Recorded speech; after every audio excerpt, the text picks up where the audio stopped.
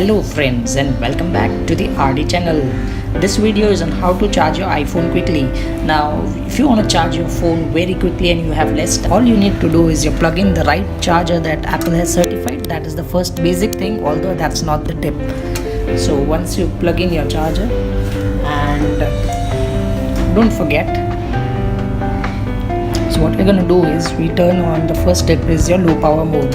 Immediately turn on the low power mode. Once you have the low power mode on, your battery will tend to charge faster. Second thing you need to do is turn on the flight mode.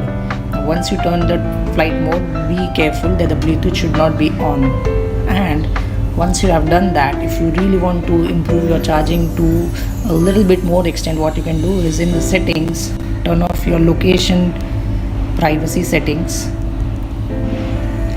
because that is one thing that is primarily responsible for more battery consumption. So you can just turn it off for temporary and switch that off.